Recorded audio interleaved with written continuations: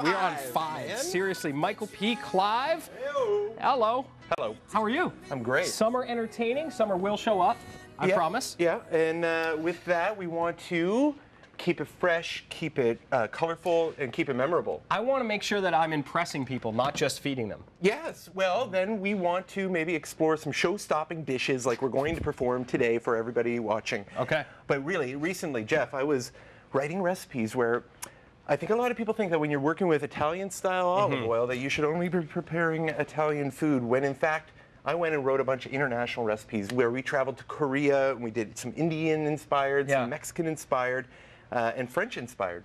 I use this exact olive oil as my oil. As for your cooking, go-to. always. And that's a good thing, you know, Jeff, because Extra virgin. It's good. Yeah, extra virgin has that nice fruity note. I like it. It's robust in flavor, but it also has a higher smoke point than a lot of people think. Yes, I that's think right. People don't think you can actually like cook at a high temperature with olive oil, when in fact you can, and some of these recipes illustrate that. Okay. For example, I'm using extra light tasting on these Korean salad wraps that we made. Yeah, with the hoisin sauce. Yes, with the hoisin sauce. I love the hoisin sauce. So tell me about how this gets made, because it's pretty simple, right? Well, yeah, we were here a little while ago where we took the ground pork, the julienne of veg, whether it be peppers, carrots, celery, and we basically seared off with that extra light tasting to get some color on the ground pork, and then it's kind of sweetened up with the hoisin sauce. You present that onto your picnic table or backyard party, and the colors are inviting, and then the flavor delivers. So Korean salad wraps, fun thing, but today I thought we would do mussels. So I have in this pot a little bit of olive oil. I'm going to just add a little bit more, and we are going to sweat off some onions. And when I say onions, What does that mean, sweat off? Well, just so that they're not colored, but translucent. Oh, I see what you're saying. Okay. When we were, you don't want to brown them. You just want to make sure that they're sweated off. Yes, and so we gently coarse them in the pan, and then Do we talk to them at all? Do we like give them a pep talk? It's we okay, encourage you can get translucent. them to get their aromatic flavors out in the pan. And so then I reach for some garlic. Okay. We stir that in, and what we're doing is creating a flavor base for the mussels. I'm going to add dried spice, herbs de Provence. I also have some basil in there.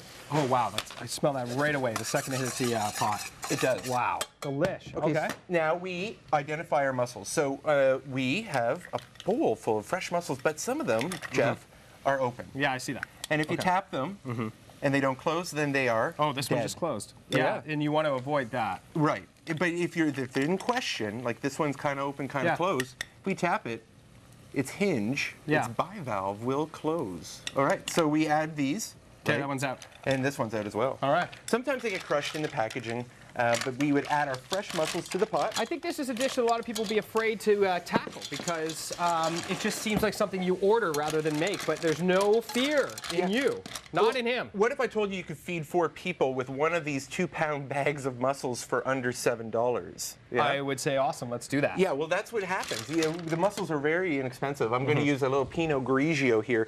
You have to create a steam in the pot, okay? Okay, so you don't want to immerse them. Is that right? You want to make sure that you've got a nice small layer and that's boiling off? Yeah, the heat of the pan starts making that turn into steam. Okay. And then we hit it with a little lemon zest for that pop of freshness. And we cover it. Now, about 8 minutes later, those little mussels are going to open up, revealing that nugget of meat and the broth, the juices from the mussels, the juices from the wine, the lemon, all comes together. Okay. And basically, we then toss it with some tomato and some chives, and that is a mussels Provençal. Toss it how? Like a salad? Well, like halfway through the cooking process, we'd reach for our diced tomatoes like so. Okay. And then with this, you would toss it like gentle salad. Get it nicely moving around like this, right? Yeah. And again, what makes this Provençal? Herbs de Provence. We used a blend. Dried sage, dried thyme, dried basil, right? A little bit of lavender goes all into herbs de Provence. So that is a very tasty mussel dish. If I don't have a photographic memory and able to keep up with super fast speed talking, where can I find that? You can go to bertoli.ca, but most importantly, mid-June, coming right around the corner, you can go to any grocery store, reputable grocery store, and in the olive oil section, you'll find this booklet I've been working on for free with a coupon for some Bertoli olive oil. Again, there's so many different varieties, so many different recipes, you should check it out. You are an author. And a speed talker.